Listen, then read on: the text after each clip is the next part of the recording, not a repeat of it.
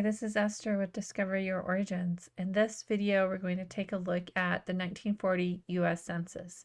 And I have a picture here on my blog that shows the punch cards and sorting machines that were used in the 1940s to create the statistical reports from the US Census. And it's just very interesting to see this development of technology and how far it's come. I mean, this was an early form of computer technology. And you can see how many people it still took to process the census and the equipment they needed. So very interesting. There's lots more pictures like this on the Census Bureau webpage about the technology and stuff that was used in 1940. So the 1940 census is interesting. It's the census that was taken right before World War II. So we got a picture or a snapshot of the population before that big event. We also had just gone through the Great Depression. In fact, in 1940, there was still a lot of economic impact on people and they were still struggling financially. And so it kind of captures what was happening in 1940, but also what had happened to the people during the Great Depression and what was still happening. The Great Depression, you had the economic problems of industry, but you also had an agricultural disaster with the Dust Bowl in the Midwest. So both of those things caused people to migrate to new locations in the United States. And so the 1940 census asked a very specific question: where were you living in 1935? And they were able to use that question to track migration within the United States. And I'll show you some of the statistics that resulted from that. It's very interesting. So let's go and look at the Family Search Research Wiki and what it can tell us. Most of the 1940 census is very similar to the prior censuses, with the exception that the form itself looked a little bit different. And they also introduced the concept of statistical sampling, meaning they selected certain individuals to answer additional questions, and then they used that to kind of derive statistics and trends for the larger population as a whole. So you can see some of the propaganda. This poster in particular was used when the 1940 census was going to be taken. There were a few new questions. There wasn't very many. Like I said, that was different. The 1935 question of where you were living was important. And then there was some specific questions about employment, unemployment, income, that kind of thing. So you can confirm where your ancestor was living in 2 years, 1935 and 1940. It also asked questions about education. So as we get to looking at the census itself, I'll show you what that looks like. So there's more details here on the Family Search Research Wiki about the questions and some of the additional questions that were asked of individuals under the census sampling section. All of the states and territories were included in the census, and there were a few additional schedules that were taken, particularly housing and agriculture. Unfortunately, those additional schedules are missing now, and so we can't go back and see what information was actually collected. The 1940 census was microfilmed in the 1940s, so we're relying on that microfilming today. However, when the 1940 census was released for public viewing, it was released for the first time as digital images. And so that was a huge advancement. All of the future census releases, 1950 being the most recent, were released digitally to the public. And so that allowed the public to index those censuses very quickly. And when we get to the 1950 census, we'll talk about how they used artificial intelligence to index the census. There's additional bits of information here if you want to learn more about the 1940 census from the Family Research Wiki. But let's go and look at the statistics because I think this is really interesting. The overall population increased only about 7%. It's probably the smallest population growth we've seen to date with the census. It was only about 7.6% to 132 million plus people. The most populous state was New York, and the least populous was Nevada. You can see this map here And this represents changes in population from 1930 to 1940. And the darker colors were an increase in population, and the lighter colors were a decrease. And if we scroll down and look at the chart, we get a little bit better idea. So generally speaking, people moved from the Midwest to the West Coast and south and to the southeast. So looking at this chart here, New York State in general increased in population, but only about 7%.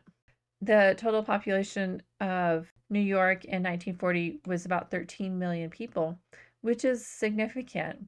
But California had a almost 22% population increase, which is fairly significant population growth.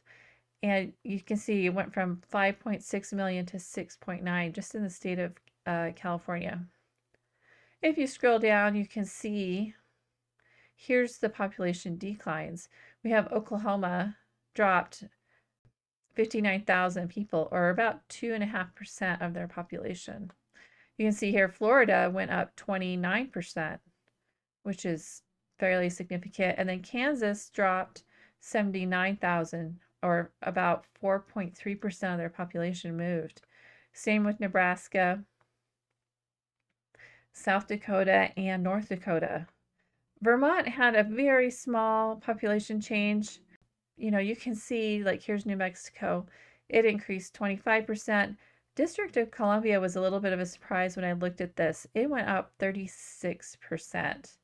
And I think part of that might have just been an increase in the bureaucracy. Franklin Delano Roosevelt introduced various work programs, and that took a bureaucracy to manage and run. In Alabama, it was the Tennessee Valley Authority, which was one of those work projects that his administration brought in to employ people. The city populations here, they don't have the comparison between the decades, but once again, New York, Chicago, and Philadelphia are the top population centers in the country. And New York City had a population of 7.4 million people. And if you've ever been to New York City, you can understand the population density that represents. That's a lot of people in a very small place. All right, let's go and look at John Henry Eaton. We've looked at him now since the 1900 census. And let's look at the family group again and just see what we know about the family. So William Henry and Robert Lewis, the two oldest children, had married and moved out of the house in 1930. So they were both working. Robert Lewis had been working in a fertilizer factory. I think William Henry also, but he was also a carpenter, Robert Lewis. But you'll notice that Robert Lewis dies in 1939. And I've seen his death certificate, and he had died of tuberculosis. Don't know if that was work related or how, because none of the other family members had tuberculosis. So unfortunately, he died tragically very young, really. He's only 35 years old. And he had 3 children. So he left a young widow with young children. The other children in the family, so you had Charlie, John Hubbard, and Gracie. So Carrie Leota had passed away previously, and then Gracie. And they were all adults by this point in 1940. In fact, Gracie had just graduated from high school in 1936. And so we're going to see where and what these family members have been doing in the 1940 census. So let's go and look at the 1940 census. The form is very similar to the previous censuses, but you can see the columns are arranged a little bit differently. And then you can see here on the side, there's these little indicators. And those were the people that were selected for additional questions. So it says here supplemental questions. And if you landed on that particular space, you were asked additional questions, and you can just go down to the bottom here and you have your supplementary questions. If you were lucky, your ancestors were asked some additional questions, and so you'll have some additional insights on what they were doing. But let's go and look at John Henry. So the this census again gives a street address and a house number, and that is an actual street address that you can look up on Google Maps even today and see the house as it stands now. The next number is just a family number. And then this next column where it has an R, that was the column that asked, are you living in an owned or rented home? So they're living in a rented home again. And then this column here with the numbers asks, what was your home worth if you owned it, or what was your monthly rent? And so you can see here the rent was $10 a month. So it was a little bit more expensive than the 1930 census, but it was still the same home. So we have John Henry and Hattie in the household. And if you notice that there's a little X next to her name, so the 1940 census indicated who reported the information. And in this case, it was Hattie. So interesting. And that makes me wonder if she was the person who reported the information in the previous censuses. It's possible. She was the one that was at home and John Henry was out working. Okay, so we have birth or ages here in this column. And then this column here, we have what looks like random numbers. So this column, if we go up to the top, is highest grade of school completed. So that means if we look, John Henry only got to 3rd grade in his education.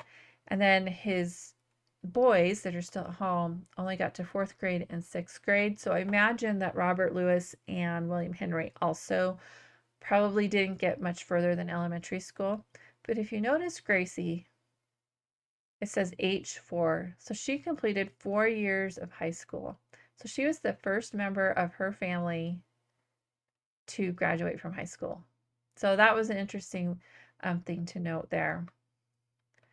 So we have their birth location, and then these next columns here are where were you in 1935? And very often what you'll see in the 1940 census is that if they were in the same house from 1935, it will say same house.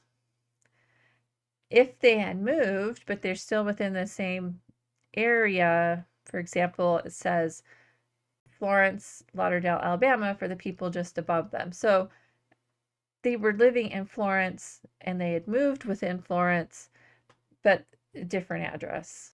All right, so let's slide this over. We have some other questions here. Let's look. So these are your economic occupation questions about working, how many weeks of unemployment, that kind of thing, whether you were doing government work. So we have some various answers for the family. We have some no's, wasn't working. So these two columns that are just left, number of hours worked during the week of March, and then duration of unemployment. And that's the one question that's kind of interesting. Duration of unemployment up to March 30th, 1940 in weeks. So basically, how many weeks in the last year were you unemployed? And if you look down, this one says 52 weeks unemployed. This one says it was crossed out because it said 260 or some 240, but probably unemployed last year. So let's look and see how many weeks unemployed John Henry had. And it's crossed out here. I believe he was unemployed for part of the year. You can see here that his kids were working.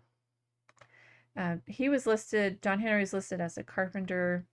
His son was a janitor at a repair garage. Here's another carpenter's helper for the WPA. That would be one of the government sponsored work programs. And then Gracie was working as a typist. If we scroll through here, there's a column here that says number of weeks worked in 1939. So how many weeks did you work? And then amount of money, wages, or salary received. So let's go down and look at John Henry here. So working as a carpenter, most likely unemployed for some of the year. All right, it says that he only worked 6 weeks in the last year, and then he only earned $90 for the entire year. His two of his kids, or three of his kids, they all earned money. So Charles worked 26 weeks. John Herbert worked 38 weeks, and Gracie worked, looks like 8 weeks. And then how much money they earned. So John Henry here wasn't working very much. So it's possible that his age was starting to catch up to him. You know, he was born in, let's look, 1882, and now we're in 1940. So he's getting to be about 60 years old or so. So he's getting older and not working as much. And they had just gone through the Great Depression. The family had just gone through the Great Depression, and you can see that they're still struggling financially. So if we look at their ages of the children, so Charlie is 32, John Herbert is 29, and Gracie is 21. So they're all adults at this point and really could be moving out and being on their own. But I think they all stayed kind of close together and just pooled their resources. Let's look at the monthly rent again. It was $10 a month, and John Henry had only made $90 the previous year, which means he didn't make enough money to pay the rent or anything else, really. He didn't have money to buy food. He didn't really have money for much of anything. And so I think the family all worked together and pooled their resources to survive. And I've heard family stories that said that they almost starved during the Depression, which probably is not unusual from some of these other families when you look at the statistics and the amount of money that they were making. This is John Henry in 1940. And let's go and look at John Henry's memories here on Family Search. I think this picture here is probably 1940s. It's possible it's late 40s, early 50s. But this is probably the house on 309 Trade Street. It looks like the one that's still there now. And, you know, they're getting older. They're not going to be working as much. Just barely surviving. So here's John Henry and Hattie Lou Smith in 1940. So I hope you'll take a look at the 1940 census and see what it tells you about your family. It could be very revealing about what their life was like. I hope that was helpful. We'll see you next time.